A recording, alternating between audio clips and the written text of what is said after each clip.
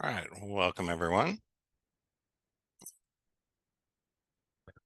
We'll give everyone a minute to join us and we'll jump into today's topic.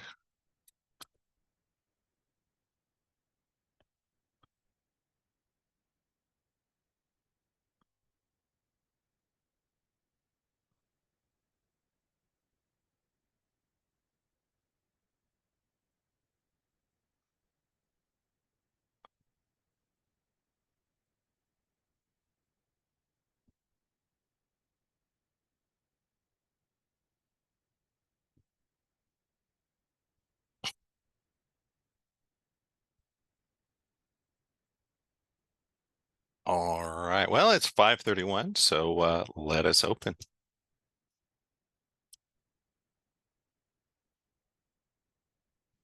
Father, Mother God, Spirit, Source, Creator of all that is, thank you for bringing us together, giving us this great opportunity to teach, practice, and learn awakening dynamics. Thank you, and namaste. All right, welcome everyone. Today I want to do something a little different just for the first part of our group. I am going to be representing last week's material because for whatever reason, the recording didn't make it through, but it was a quick one. So let's open with our lesson of the week. And then I have another exercise. I want to take a few moments for, I'm hoping his wife would be here by now, but one of my longtime students passed away last week, Robert Cote. And I wanted to just, give a moment of silence and say a few words because I think it's fair to say without Robert's support, I never would have made it in this business. And I don't think any of us would be here today. But we will keep it quick and then we'll get you into your rooms and spend the rest of our time practicing. Sound good? Awesome. So first thing for tonight, again, we covered the same thing last week, but I want to hit it again because the recording didn't come up and I want to, put it up on the YouTube channel for everyone in the future. And so our tip for energy healing this week is just a reminder of the emotional snapshot technique and to add another dimension to it. And so the emotional snapshot technique is something we covered in level 2.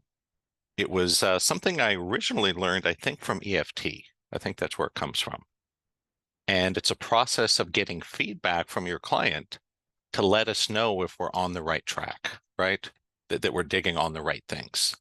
And so the basic process that we covered in level 2 is really easy. That you ask someone, first you ask them to give you whatever issue they're dealing with, right? I call it the emotional snapshot because our goal is to do a before and after photo. And so you ask them, okay, whatever emotional issue you're dealing with, anger, fear, anxiety, anything, you ask them to kind of let it in and expand and amplify it and pump it up to the point where it kind of plateaus.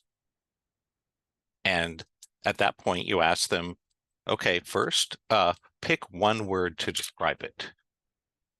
And the reason I like the one word is simple. You can describe a feeling in one word. You can't describe a complex thought in one word. And so for the head cases, forcing someone to use just one word is actually very helpful a lot of the time. Why? That it forces you to get out of the mind and more into the body. So does it have to be one word? No, does it? It's not like it absolutely has to be one word. But I find that's what works best. And so you get pick one word and you ask how big is it on a scale of 1 to 10 and where you feel it in your body. So that's the basic process out of the level 2 book. The expansion, something I've toyed with recently, I wanted to share with you guys.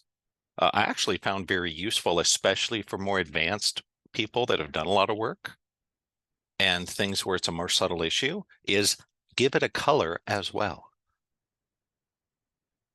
So give it, first a name, one word, fear, anxiety, anger, then a number from 1 to 10, that its intensity, and location in the body. And if your client is more advanced in this work, which all you guys are, add a color. Then go do your digging. And when you think you're done, repeat. So you got your before and after snapshot, kind of like a weight loss program, right? This is what I look like before. This is what I look like after. The goal of the process is to bring it down by roughly a half. It doesn't have to be, right? So if it's up at like a level 10, I would say that that's probably unrealistic. It'll go to 0 after some digging. I mean, it might happen, right? It's possible, but most likely a 10 isn't going to go to a 0. A 10 might go down to a 4, 5, 6.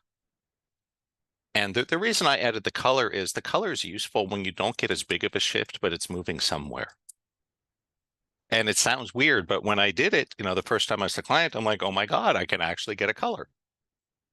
So if you guys like it, please use it. I would just say be a little cautious with the expansion on someone that's not as advanced, especially if they're new to this and they're a head case, because it's going to be hard enough just to get them to feel it and put a word and a location and a number, right? Don't push it too far. You don't want to frustrate your client or tick them off by making them do things they're not good at, right? But for you guys, I think it could be really, really useful. Make sense? Awesome. So any questions about the presentation here? About the emotional snapshot, adding the color? Happy to answer your questions.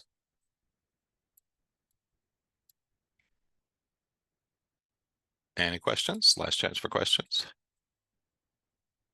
All right, cool. So I'm going to turn off the first recording. And